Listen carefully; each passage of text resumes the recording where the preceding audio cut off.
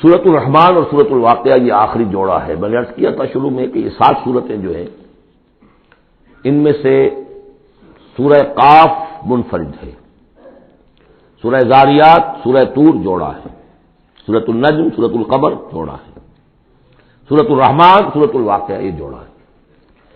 یہ جوڑا بڑا عجیب ہے. قرآن مجید کی یہ 2 صورتیں ایسی ہیں کہ نبوت، رسالت، وحی، ان تینوں کے ذکر سے بالکل خالی، ذکر ہی نہیں. ہر صورت کا اپنا ایک مزاج ہے، اپنی ایک خاص شان ہے اس میں. اور دوسرے یہ کہ سورہ رحمان جو ہے یہ واحد صورت ہے پورے قرآن میں جس میں مسلسل خطاب جنوں اور انسانوں سے متواتر ہو رہا، پیرلل. ویسے تو یہ کہ یہ بات میں عرض کر چکا ہوں کہ جنوں میں کوئی نبی نہیں، ان میں روح نہیں ہے، روح آدم میں پھونکی گئی تھی، اور چونکہ ریسیپینٹ آف وحی از روح تو ان کے ہاں وحی نہیں ہے.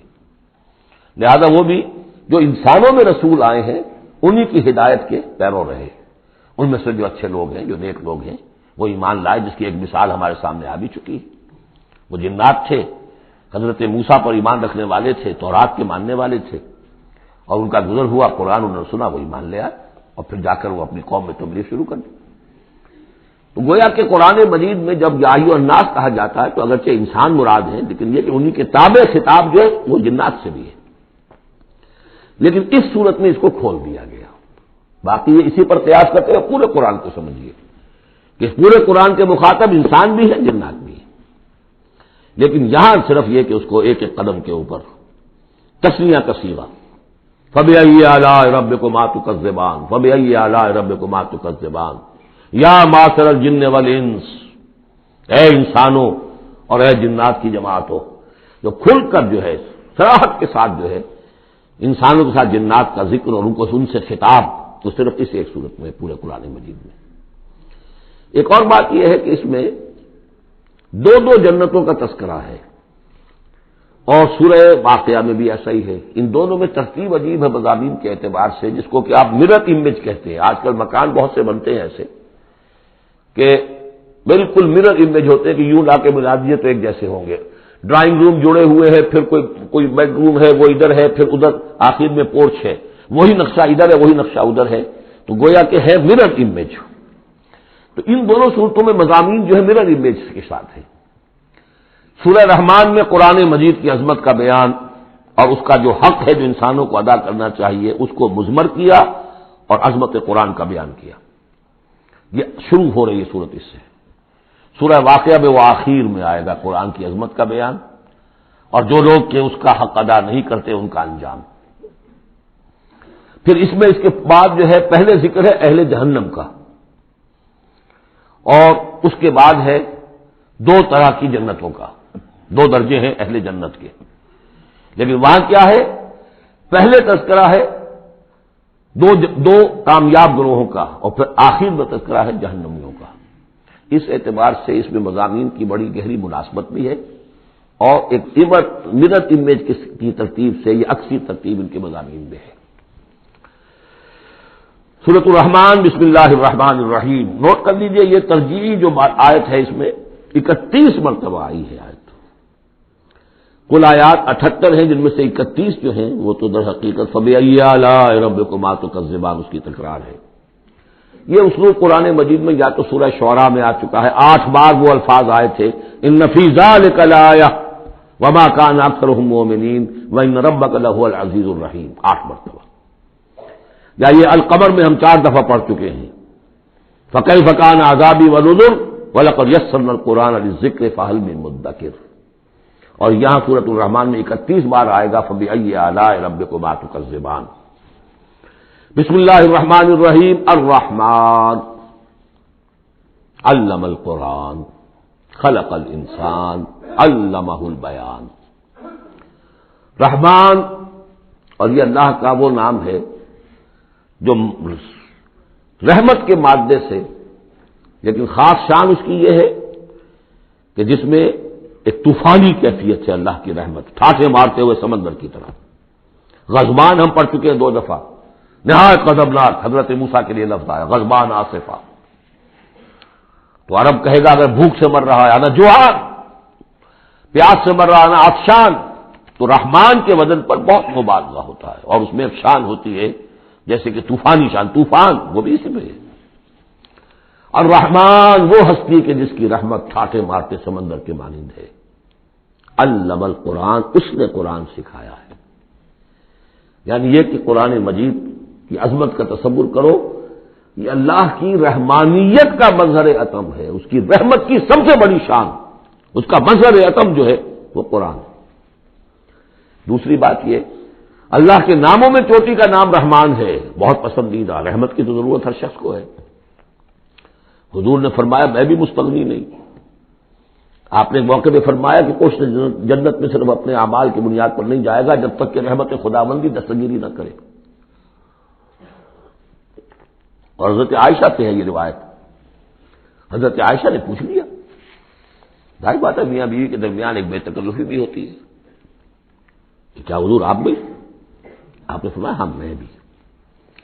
الا ان یتغمدنی ربی برحمتہ، میں بھی جنت میں نہیں جا سکوں گا مگر اس صورت میں کہ میرا رب مجھے اپنی رحمت سے ڈھانپ لے۔ تو رحمان چوٹی کا نام ہے اللہ کے ناموں میں سے، اور جو علم اللہ نے دیا ہے انسان کو اس میں چوٹی کا علم قرآن ہے۔ ایک علم وہ ہے ریویلڈ نالج جس کی چوٹی یہ ہے، ایک علم ہے ایکوائرڈ نالج، رفتہ رفتہ انسان جا رہا ہے، لیکن سب سے اونچا علم، سب سے بڑا علم خلق الانسان، اسی نے انسان کو بنایا، اور اس کی کریشن کا کلائمیکس انسان ہے، تخلیق کی معراج انسان ہے۔ خلقتہ بیدیہ، اپنے دونوں ہاتھوں سے بنایا ہے، جس میں عالم امر اور عالم خلق جمع ہو گئے۔ اس سے آگے علمہ البیان، جو صلاحیتیں انسان کو دی ہیں ان میں چوٹی کی صلاحیت جو ہے بیان ہے۔ انسان کو کہا گیا حیوان ناطق، نطق، قوت بیان۔ اور یہ بات ہمیں معلوم ہے کہ یہ جو انسان کا جو برین ہے، ظاہر بات ہے گوریلاز میں بھی ہے، چمپینزیز میں بھی ہے، اور بھی حیوانات کے اندر بھی ہے، گھوڑے کا بھی برین ہے، لیکن یہ برین جیسے جیسے رفتہ رفتہ لوئر اینیمل سے اوپر آپ آ کر دیکھتے ہیں، ہائیسٹ انسان کے اندر آ کر اس کا جو گرے میٹر ہے، وہ جو ہائیسٹ ایوالوڈ فارم ہے، اس میں مختلف ایریاز ہیں۔ یہ ویژن کا ایریا ہے، آنکھ سے جو انفارمیشن جا رہی ہے وہ پھر ڈسائفر ہوتی ہے گرے میٹر کے اس پچھلے حصے کے اندر، ہیئرنگ ایریا ہے۔ لیکن سب سے بڑا رقبہ جو ہے وہ ہے اسپیچ سینٹر،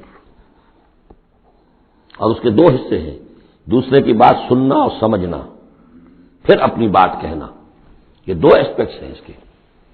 تو اسپیچ سینٹر، اس میں دونوں چیزیں آ جائیں گی، کلام کا فہم اور پھر کلام کو دوسروں تک پہنچانا۔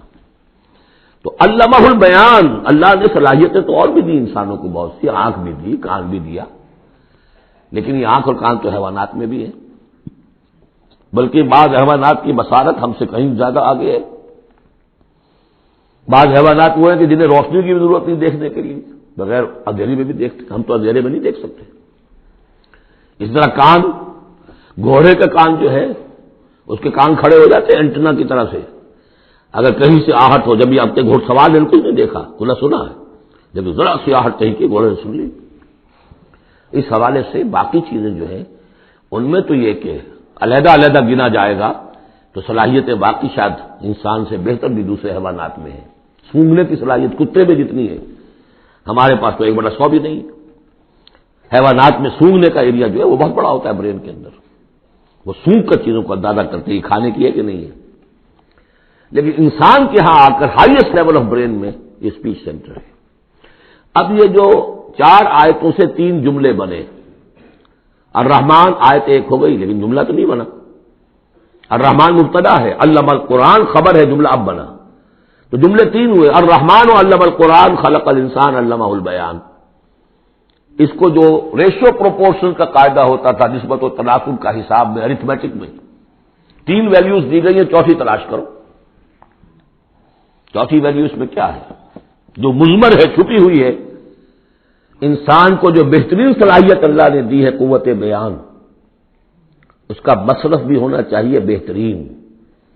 اس کا بہترین مصرف یہ ہے کہ قرآن سمجھو اور سمجھاؤ، قرآن پڑھو اور پڑھاؤ۔ جیسے کہاوت ہے کہ توپ اس لیے نہیں بنتی کہ اس سے مکھیاں ماری جائیں، اسی طرح اتنی بڑی صلاحیت جو تمہیں اللہ نے دی ہے، اسی صلاحیت کو وکلاء استعمال کرتے ہو، جو اچھا آرگو کر سکے اس کی فیس بڑھتی چلی جاتی۔ ڈیماگوگ کوئی لیڈر ہے، بڑی اچھی تقریر کر سکتا ہے، وہ بڑھنے مارنے پر جو ہے مجمع کو آمادہ کر دے گا، لوگوں کو آمادہ کر دے گا، وہ اپنی گردنیں کٹوا دیں گے، لیڈر بن جائے گا۔ تو یہ صلاحیت جو اس لیے نہیں ہے کہ تم دنیا میں لیڈریاں اپنی بناؤ اس کے ذریعے سے، اس کا مصرف کیا ہے؟ قرآن سمجھو اور سمجھاؤ۔ یہ ہے بیان، اللہ کا بیان۔ اس بیان کو سمجھنا، پہلے تو اسپیچ سینٹر کا وہ حصہ جو ہے اس کو سمجھے، اور پھر اسپیچ سینٹر کا جو دوسرا جو حصہ ہے وہ اس کو بیان کرے۔ چنانچہ اس کو کھول کر بیان کر دیا محمد رسول اللہ صلی اللہ علیہ وسلم نے۔ حدیث ہے آپ کی جس کے راوی ہیں عثمان ابن عفان۔ دیکھیے نام کے اندر بھی وہ قافیہ مل رہا ہے، الرحمن علم القرآن خلق الانسان علمہ البیان عن عثمان ابن عفان۔ اب عفان کے بیٹے عثمان نے روایت کیا، حضور نے فرمایا خیرکم من تعلم القرآن وعلمہ، اور خیر یہاں پر سپرلیٹو کے سنس میں آ رہا ہے، تم میں بہترین لوگ وہ ہیں جو قرآن سیکھیں اور سکھائیں۔ اب سورہ قمر کے فوراً بعد یہ وَلَقَدْ يَسَّرْنَا الْقُرْآنَ لِلذِّكْرِ فَهَلْ مِن مُّدَّكِرٍ الرحمن علم القرآن خلق الانسان علمہ البیان الشمس والقمر بحسبان۔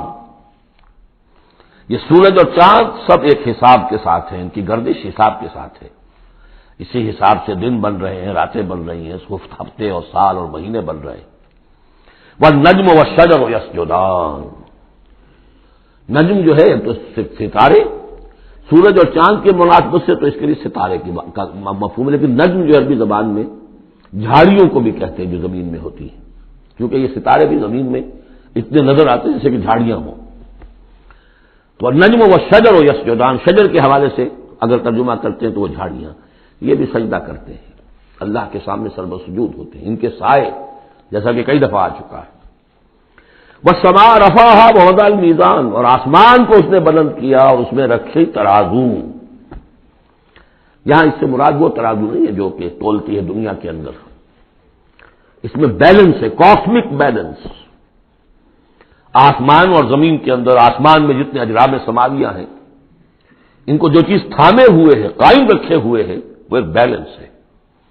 جو کشش ثقل ہے، ان کی مختلف، یہ سب ایک دوسرے کو کھینچ رہے ہیں، اور ادھر ادھر سے دونوں طرف سے جو کھینچ ہے وہ ہر کرے کو اپنی جگہ پر رکھے ہوئے ہے۔ یہ بیلنس جب ذرا سا گڑبڑ ہوگا اور یہ کرے آپس میں ٹکرا جائیں گے۔ فاصلے بھی کہیں تو ہوتا ہے conversely proportional to the distance, لہذا جو گریویٹیشنل فورس ہے، اگر ایک طرف سے ذرا فاصلہ کم ہو گیا، اس کا مطلب دوسری طرف بڑھ گیا، تلپٹ ہو جائے گا۔ تو یہ کاسمک بیلنس ہے۔ وَالسَّمَاءَ رَفَعَهَا وَوَضَعَ الْمِيزَانَ أَلَّا تَطْغَوْا فِي الْمِيزَانِ، دیکھو اس میزان میں، اس توازن میں، یہ جو بیلنس ہے یہاں کا، اس میں کوئی کمی بیشی نہ کرو، بد زیادتی کرو۔ وَأَقِيمُوا الْوَزْنَ بِالْقِسْطِ وَلَا تُخْسِرُوا الْمِيزَانَ، اور قائم رکھو وزن کو قسط کے ساتھ، عدل کے ساتھ، اور اس کے اندر کہیں کوئی کمی نہ کرو، نہ تطغوا نہ تخسروا، نہ کمی نہ زیادتی۔ کہیں فاصلہ بڑھ جائے گا تب بھی خرابی، کہیں فاصلہ کم ہو جائے گا تب بھی خرابی۔ والارض وضعها للانام، الفاظ کی مناسبت سے بعض لوگوں نے سمجھا کہ ترازو ہی مراد ہے، تو ٹھیک ہے، اس میں کوئی حرج نہیں ہے اگر مراد لی جائے، لیکن ترتیب دیکھیے جس طرح یہ آ رہا ہے الشمس والقمر بحسبان۔ اب اس کے حوالے سے یہ گویا کہ کاسموس کی بات ہو رہی ہے، اس کاسموس کی بات کے بعد نیچے اتر کے والارض وضعها للانام، تدریجاً نیچے آ رہے ہیں، اور زمین کو ہم نے بنا دیا، رکھ دیا لوگوں کے لیے، پست کر دیا، ان کے قدموں میں بچھا دیا اپنی مخلوقات کے لیے، اور مخلوقات میں انسان بھی ہیں، جنات بھی ہیں۔ فیہا فاکہۃ، اس میں میوے ہیں، والنخل، اور کھجوریں ہیں، ذات الاکمام، جن پر کے غلاف چڑھے ہوتے ہیں، والحب ذو العصف، اور اناج ہے جس کے ساتھ بھس بھی ہوتا ہے، والریحان، اس کے دو ترجمے ہیں، ایک تو یہ کہ اور خوشبودار پھول بھی ہے، یا یہ کہ اور دوسری غذائیں بھی ہیں۔ فَبِأَيِّ آلَاءِ رَبِّكُمَا تُكَذِّبَانِ، عام طور پر جو ترجمہ ہے اس میں اعلیٰ کا ترجمہ کیا گیا ہے نعمتیں، لیکن اصل میں یہاں نعمت قدرت ان دونوں کو جمع کیجیے. کہیں وہ نعمت کا تذکرہ ہے، کہیں اللہ کی قدرت کا ذکر ہے، اس کی قدرت کی نشانیاں ہیں. فَبِأَيِّ آلَاءِ رَبِّكُمَا تُكَذِّبَانِ، تو تم اپنے رب کی کون کون سی نعمتوں اور قدرتوں کا انکار کرو گے. تکذبان صیغہ ہے تثنیہ کا، دونوں سے خطاب ہو رہا ہے، انسانوں سے اور جنوں سے، اور یہ بات آگے چل کر واضح ہو جائے گی. خلق الانسان من صلصال کالفخار، ہم نے بنایا انسان کو اس صلصال سے، اس سوکھی ہوئی خشک مٹی سے، وہ گارا سنا ہوا گورا، صلصال من حمئی مسنون، اور جب وہ اتنا سوکھ گیا کہ کھنکنے لگا، کالفخار جیسے ٹھیکرا ہوتا ہے، اسے بنایا.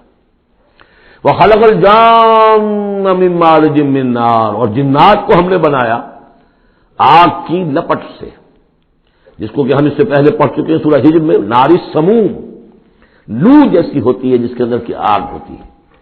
تو ایسے ہی وہ جو فلیم ہوتا ہے، شعلہ، اس کا ایک حصہ تو ہے جو نظر آتا ہے اور ایک حصہ وہ جو نظر نہیں آتا. وہ جو اوپر کا حصہ ہے وہ ہے جب سب سے زیادہ ہیٹ ٹیمپریچر ہائیسٹ وہاں ہوتا ہے، وہ ہے مارج من نار. فَبِأَيِّ آلَاءِ رَبِّكُمَا تُكَذِّبَانِ، رب المشرقین و رب المغربین، وہ رب ہے مشرقوں کا بھی، دونوں مشرقوں کا اور دونوں مغربوں کا. یہ تسمیہ کی جو مناسبت سے یہاں پر مشرقین و مغربین کا، کہیں مشارق والمغارب ہے، رب المشارق والمغارب، کہیں مشرق و مغرب ہے، اور یہ سب ٹھیک ہے. مشرق و مغرب واحد کی حیثیت سے بھی درست ہے. اور مشرقین اور مغربین، اس وقت کا جو مشرق ہے جہاں سورج نکل رہا ہے، اس کے مقابلے میں مغرب ہے جہاں وہ ڈوبے گا. لیکن وہی مغرب وہ مشرق ہے دوسرے، ہمارا جو پیچھے جو حصہ ہے گلوب کا، اس کا مشرق ہے، اور جو ہمارا مشرق ہے وہ اس کا مغرب ہے. تو دو مشرق دو مغرب. پھر یہ کہ ہر نقطہ جو ہے زمین پر وہ مشرق بھی ہے مغرب بھی ہے. کسی نہ کسی وقت وہاں پر سورج جو ہے طلوع ہو رہا ہے، کبھی وہاں پر غروب ہو رہا ہے. تو مشارق والمغارب. لیکن یہاں پر تسلیہ کی مناسبت سے رب المشرقین و رب المغربین، دونوں مشرقوں کا رب مالک اور دونوں مغربوں کا. فَبِأَيِّ آلَاءِ رَبِّكُمَا تُكَذِّبَانِ مَرَجَ الْبَحْرَيْنِ يَلْتَقِيَانِ، اس نے چلا لیے دو دریا جو آپس میں ملے ہوئے بھی ہیں، بینہما برزخ لا یبغیان، لیکن ان کے مابین ایک ایسا پردہ حائل ہے کہ وہ ایک دوسرے میں گھستے نہیں ہیں، داخل نہیں ہوتے، اپنی حد کے اندر رہتے ہیں. یہ ہے گرم روئیں چلتی ہیں ٹھنڈے پانی کے سمندر میں، یا جیسے کہ کابل پر نظر آتا ہے دو دریا چل رہے ہیں، دریائے سندھ کا پانی علیحدہ نظر آ رہا ہے اور دریائے کابل کا علیحدہ نظر آ رہا ہے، اور یہ اٹک پر نظر آتا ہے، اور کافی دور تک پھر علیحدہ علیحدہ چلتے نظر آتے ہیں. فَبِأَيِّ آلَاءِ رَبِّكُمَا تُكَذِّبَانِ يَخْرُجُ مِنْهُمَا اللُّؤْلُؤُ وَالْمَرْجَانُ، اور ان دونوں سے نکلتے ہیں موتی بھی اور مونگے بھی. فَبِأَيِّ آلَاءِ رَبِّكُمَا تُكَذِّبَانِ وَلَهُ الْجَوَارِ الْمُنشَآتُ فِي الْبَحْرِ كَالْأَعْلَامِ، اور اس کے لیے ہی ہے، اللہ ہی کی ملکیت ہے وہ پہاڑ جیسے جہاز، جوار المنشآت جو اونچے کھڑے رہتے ہیں اور سمندر میں ایسے ہوتے ہیں جیسے پہاڑ. پچھلے زمانے میں بھی تو اگرچہ بادبانی ہوتے تھے، جب بادبان کھل جاتے تھے تو بڑی اونچی اونچی جو ہے بادبان ہوتے تھے ان کے، پہاڑ کی طرح، پہاڑی ہے چھوٹی چھوٹی. اور آج جو کچھ چلتے ہیں بڑے بڑے جہاز، ان کو جو دیکھیں تو واقعی تو وہ پہاڑ ہوتے ہیں سمندر میں. فَبِأَيِّ آلَاءِ رَبِّكُمَا تُكَذِّبَانِ كُلُّ مَنْ عَلَيْهَا فَانٍ. اب یہ جو یہاں آئی ہیں اب تک آیات، اللہ کی صنائی، اللہ کی قدرت نوٹ کریں گے جب ہم سورہ واقعہ پڑھیں گے. پہلے آیا ذکر قرآن، اس کی عظمت اور اس کا جو ایک مضمر ہے چیز کہ انسان کو اس قرآن کی عظمت اور فضیلت کو سمجھ کر، اگر اللہ نے وہ جو شعر علامہ اقبال کا، اگر یک قطرہ خون داری اگر مجھتے پرے داری، بیا با من تو آ موزم طریق شاہ بازی را، اگر تمہارے جسم میں کوئی قطرہ خون ہے اور کوئی مٹھی بھر پر بھی تمہیں دے رکھے ہیں، اے چڑیا اے بیا، آؤ کہ میں تمہیں شاہ بازی کے طریقے سکھاؤں. اسی طریقے سے اگر تمہیں بولنے کی صلاحیت دی ہے اللہ نے، تو اس کا مصرف کیا ہے؟ خیرکم من تعلم القرآن وعلمہ. سمجھنے کی صلاحیت دی ہے، قرآن سمجھو. بیان کرنے کی صلاحیت دی ہے، بیان کرو قرآن کو. پھر یہ کہ اللہ تعالیٰ کی تخلیقی قوت، اس کا تذکرہ ہوا۔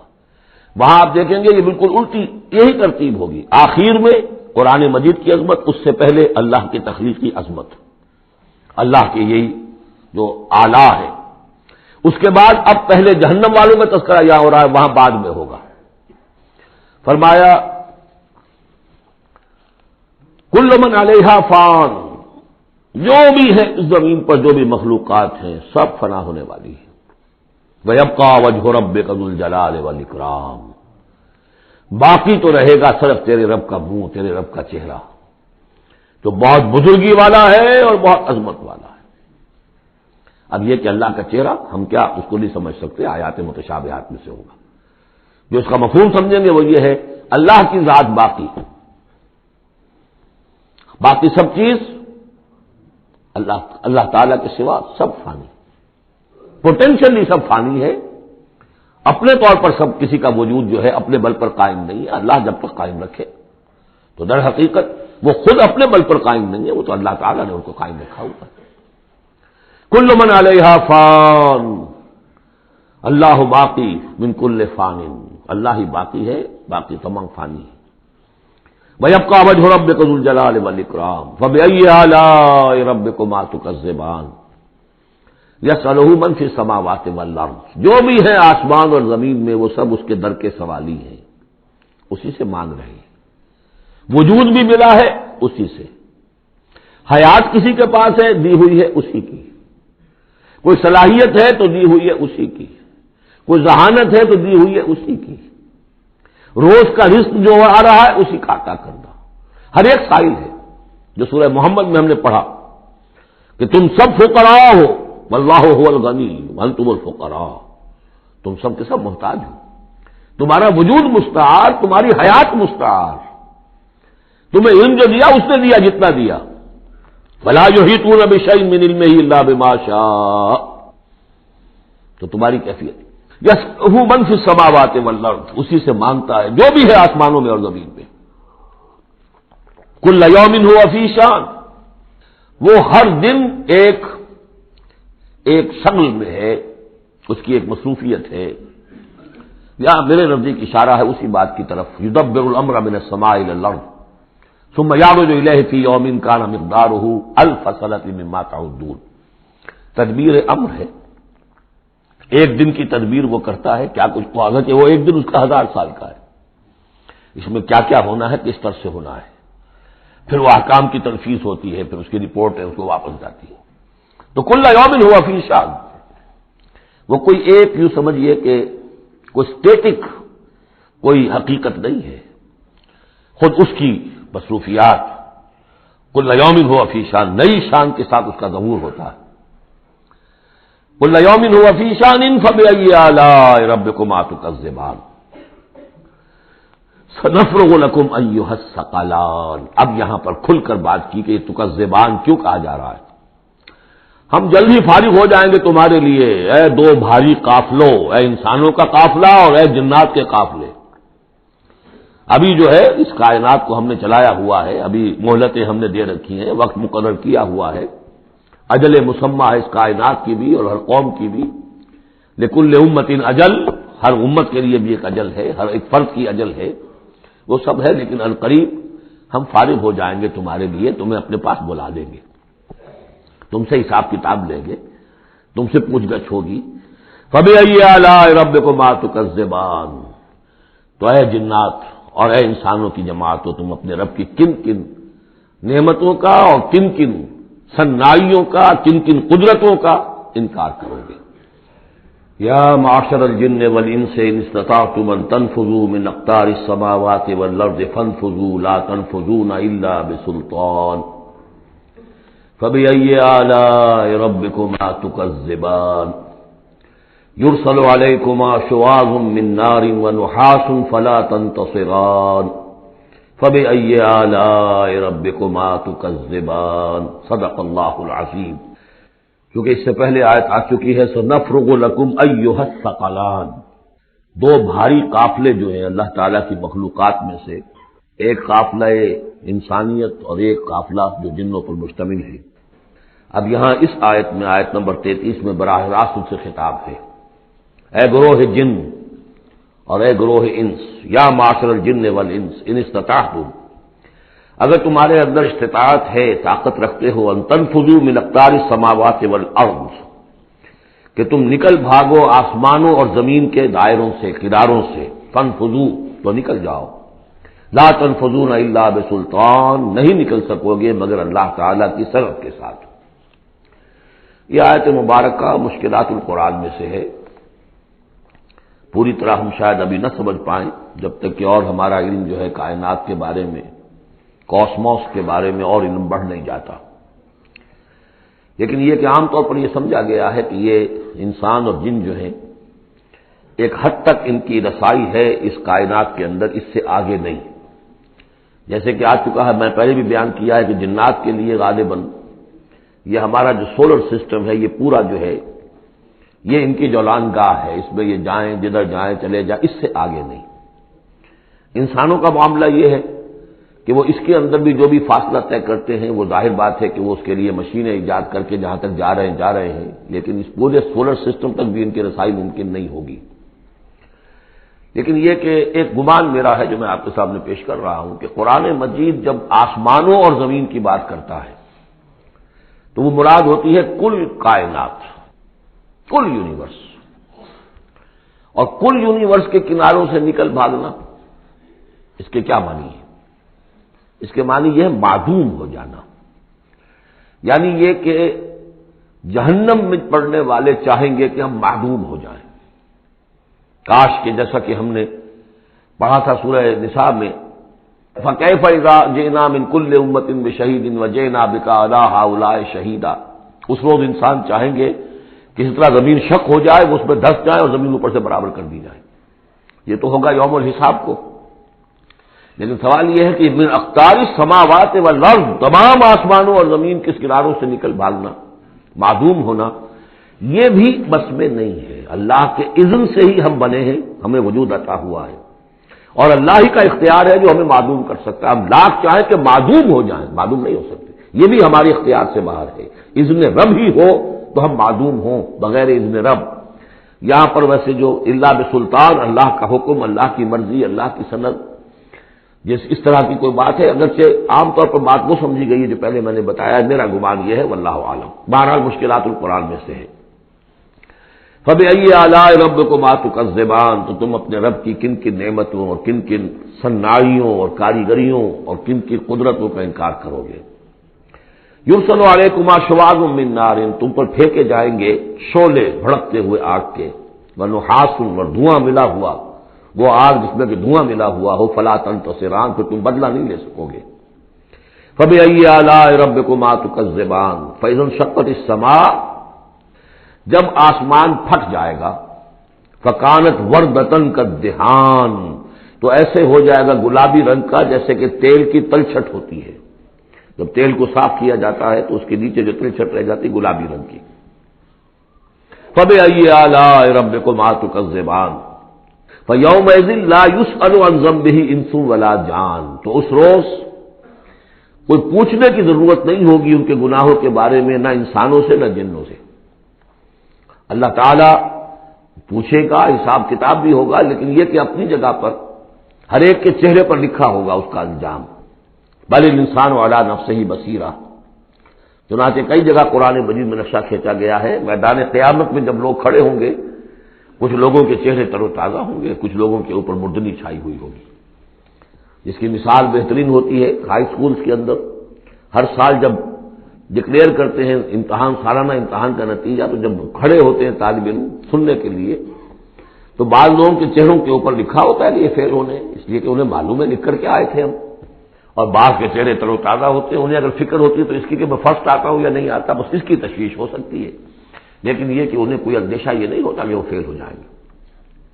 فَيَوْمَئِذٍ لَا يُسْأَلُ عَنْ ذَنبِهِ إِنسٌ وَلَا جَانٌ، اس دن پوچھا جانا ضروری نہیں ہوگا کسی سے بھی، نہ جن سے نہ ان سے، ان کے گناہ کے بارے میں۔ فَبِأَيِّ آلَاءِ رَبِّكُمَا تُكَذِّبَانِ يُعْرَفُ الْمُجْرِمُونَ بِسِيمَاهُمْ، پہچان لیے جائیں گے مجرم اپنے چہروں سے، چہرے ان کے اترے ہوئے ہوں گے، انہیں تو معلوم ہوگا۔ یعرف المجرمون بسیماہم فیؤخذ بالنواصی والاقدام، پھر ان کو پکڑا جائے گا ان کی پیشانی کے بالوں سے اور پاؤں سے، یعنی ہر ایک کو کوئی فرشتہ جو ہے وہ ادھر سے اس کی پیشانی کے بال پکڑے گا اور ادھر سے اس کی ٹانگیں پکڑ کر ٹاس کرے گا اسے۔ فبأي آلاء ربكما تكذبان هذه جہنم التي يكذب بها المجرمون، جب پھینکا جائے گا اسے جہنم، یہ ہے وہ جہنم کہ جس کو جھٹلاتے رہے تھے وہ لوگ کہ جو جھٹلانے والے تھے، هذه جہنم التي يكذب بها المجرمون، جسے مجرم گناہگار جھٹلاتے رہے۔ یطوفون بینہا وبین حمیم آن، اب وہ چکر لگاتے رہیں گے، اس آگ سے نکلیں گے، پانی پینا چاہیں گے تو وہ پانی کھولتا ہوگا، حمیم آن، کھولتے پانی کے اور اس آگ کے درمیان۔ فبأي آلاء ربكما تكذبان، اب یہ تو اہل جہنم کا انجام ہے جو یہاں بیان ہو گیا۔ یہاں جنتیوں کے انجام سے پہلے ان کا بیان ہے، سورہ واقعہ میں پہلے جنتیوں کا بیان آئے گا اور پھر اہل جہنم کا بیان آئے گا، ترتیب عکسی۔ وَلِمَنْ خَافَ مَقَامَ رَبِّهِ جَنَّتَانِ، اور جو بھی اپنے رب کے حضور میں کھڑے ہونے سے ڈرتا رہا، لرزا اور ترستا رہا، اس کے لیے دو جنتیں ہیں۔ یہ دو جنتیں کیوں کہی گئی؟ اس کے لیے جو توجیہ میری سمجھ میں آئی ہے اس میں مجھے خاصا اطمینان ہے، انشراح ہے، کہ جنتیں جو جنوں کے لیے ہوں گی وہ علیحدہ جنت ہے، انسانوں کے لیے علیحدہ ہے۔ ظاہر بات ہے دونوں کے احساسات جدا ہیں، دونوں کے ذوق جدا ہیں، دونوں کے مذاق جدا ہیں، لہذا ایک جنت ہے کہ جو انسانوں کے لیے ہے اور ایک جنت ہے کہ جو جنات کے لیے ہے۔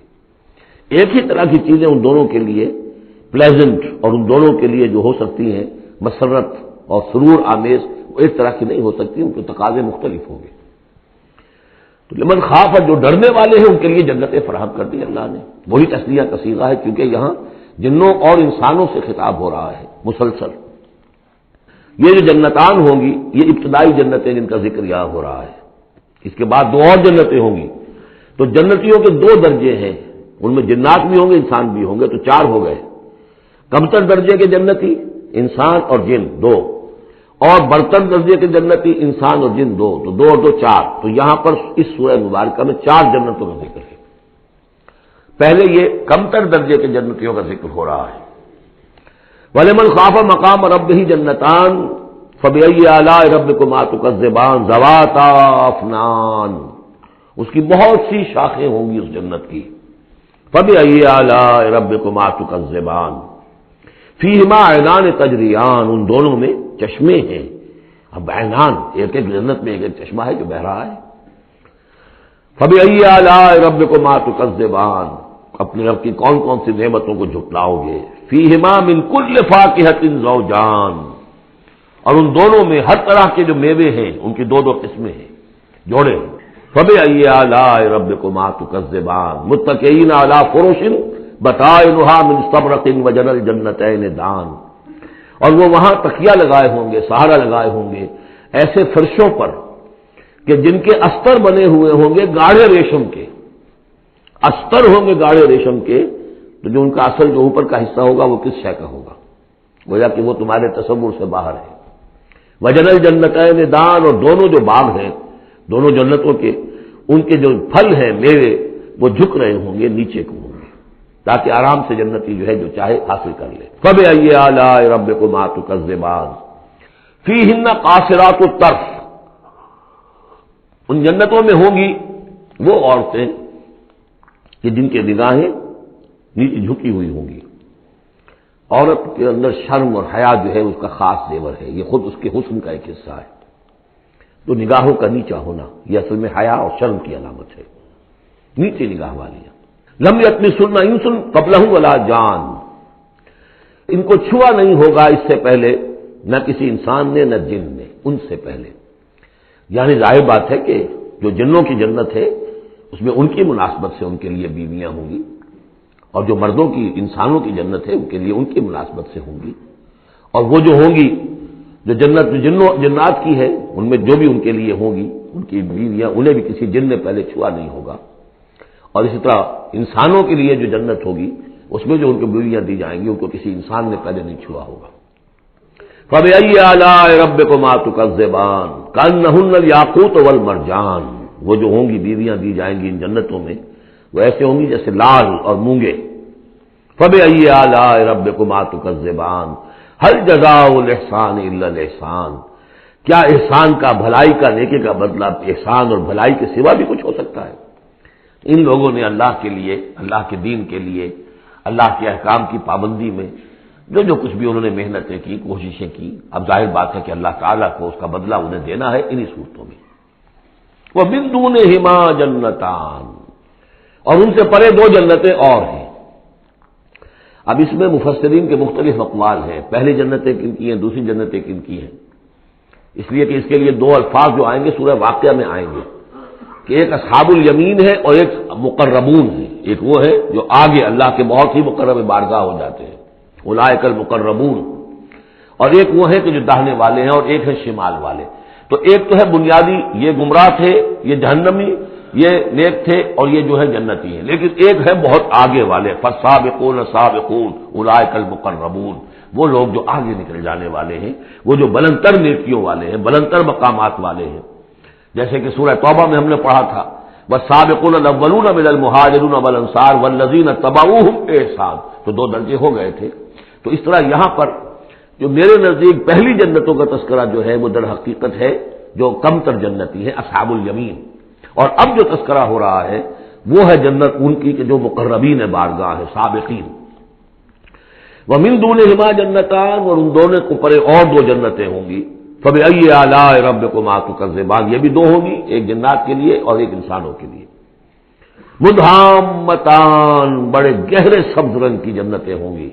سبز کاہی جسے ہمارے یہاں کہا جاتا ہے، گہرا سبز، سیاہی ماہر سبز، اتنی گہرا سبز ہو کہ سیاہی مائل ہو جائے. یہ میں ابھی عرض کروں گا، اس کی ایک خاص پس منظر ہے. فَبِأَيِّ آلَاءِ رَبِّكُمَا تُكَذِّبَانِ فِيهِمَا عَيْنَانِ نَضَّاخَتَانِ، اس میں دو چشمے ہیں ابلتے ہوئے. فَبِأَيِّ آلَاءِ رَبِّكُمَا تُكَذِّبَانِ فِيهِمَا فَاكِهَةٌ وَنَخْلٌ وَرُمَّانٌ، اس میں میوے ہیں، کھجوریں ہیں، انار ہیں. فَبِأَيِّ آلَاءِ رَبِّكُمَا تُكَذِّبَانِ، یہ یوں سمجھیے کہ ایک تو ہے خالص عربی ذوق اور عرب کا جو ایک خاص ماحول تھا، اور خاص طور پر عرب کا وہ علاقہ جس میں قرآن نازل ہوا ہے، حجاز، پہاڑی علاقہ ہے. اس میں جب آتے تھے چشمے اور جب بہہ جاتی تھی وادیاں تو ابلتی ہوئی پہاڑی، چونکہ چشمے جیسے ہوتے ہیں پہاڑی نالے، تو ان کے اندر جوش و خروش ہوتا ہے. اور دوسرے کہ وہاں پر جو باغات ہوتے تھے کھجور کے درخت، اور وہاں پر وہ سبزی جو رنگ ہے ان کا وہ سبزی مائل گہرا، اور اسی کے اندر پھر جو چھاؤں ہے. تو جو ان کا تصور ہے، ایک عربی ذوق ہے، ایک عجمی ذوق ہے. وہ عجمی ذوق ہے جو پہلے بیان ہوا ہے، عربی ذوق ہے جو اب بیان ہو رہا ہے. فیہما فاکہۃ ونخل ورمان، اب یہ چیزیں جو ہیں یہ عرب کے اندر کھجوریں ہیں، انار ہیں. فبأي آلاء ربكما تكذبان فیہن خیرات حسان، اس میں ہوں گی بہت ہی اچھی عورتیں، نہایت خوبصورت. فبأي آلاء ربكما تكذبان حور مقصورات فی الخیام. اب یہاں حور کا لفظ آیا، پہلے میں نہیں آیا ہے. پہلے میں یہ تو آیا ہے فیہن قاصرات الطرف لم یطمثن انس قبلہم ولا جان، لیکن لفظ حور یہاں آیا ہے. اسی کو نوٹ کریں گے کہ سورہ واقعہ میں بھی ایک کے ساتھ حور کا لفظ آئے گا، دوسرے کے ساتھ نہیں. حور مقصورات فی الخیام، اب یہ بھی عرب پس منظر ہے، خیموں میں رہنے والے. وہ حوریں کہ جو خیموں میں رکی رہنے والی ہوں گی. ظاہر بات ہے کہ وہاں پر تو عام طور پر شہر بہت کم تھے پورے عرب کے اندر، حجاز کے اندر بہت کم. جو عام طور پر جو آبادیاں تھیں وہ خیموں میں رکی رہنے والیاں. وقرن فی بیوتکن ولا تبرجن تبرج الجاہلیۃ الاولی، وہ شمع محفل نہیں بنتی بلکہ وہ چراغ خانہ بنتی ہیں. حور مقصورات فی الخیام فبأي آلاء ربكما تكذبان لم یطمثن انس قبلہم ولا جان، نہیں انہیں چھوا ہوگا ان سے پہلے نہ کسی انسان نے اور نہ کسی جن نے. یہ ان دونوں کے میرے نزدیک علیحدہ جنات کی جو جنت ہے ان میں جو ان کے لیے عورتیں اور بیویاں فراہم کی جائیں گی انہیں کسی جن نے نہیں چھوا ہوگا ان سے پہلے. اور جو انسانوں کے لیے جنت ہوگی وہاں جو انہیں بیویاں دی جائیں گی اور حوریں دی جائیں گی انہیں کسی انسان نے نہیں چھوا ہوگا. فبأي آلاء ربكما تكذبان متكئين على رفرف خضر وعبقری حسان، وہ تکیہ لگائے بیٹھے ہوئے ہوں گے سب مسندوں پر اور بڑے قیمتی نفیس بچھونوں پر. فَبِأَيِّ آلَاءِ رَبِّكُمَا تُكَذِّبَانِ تَبَارَكَ اسْمُ رَبِّكَ ذِي الْجَلَالِ وَالْإِكْرَامِ، بہت بابرکت ہے نام تیرے رب کا جو بہت ذی الجلال بڑائی والا ہے اور اکرام عظمت والا ہے۔ اب اس میں آپ نے دیکھا نبی، رسول، کتاب، کسی کا کوئی تذکرہ نہیں، اللہ اور آخرت، جنت اور دوزخ، باقی اللہ کی کریٹو جو اس کی ایکٹیویٹی ہے، آیات آفاقیہ، آیات انفسیہ، تذکیر بآلاء اللہ، ان کا ذکر ہے۔ تو منفرد ہیں یہ صورتیں دونوں اس اعتبار سے، اور جوڑا ہونے کے وہ نسبت آپ کو بڑی نمایاں نظر آئے گی اس میں۔ وہ مضامین جو یہاں آئے ہیں ایک ترتیب سے، یہاں اس کی عکسی ترتیب سے۔ بارک اللہ لی ولکم فی القرآن العظیم ونفعنی وإیاکم بالآیات والذکر الحکیم۔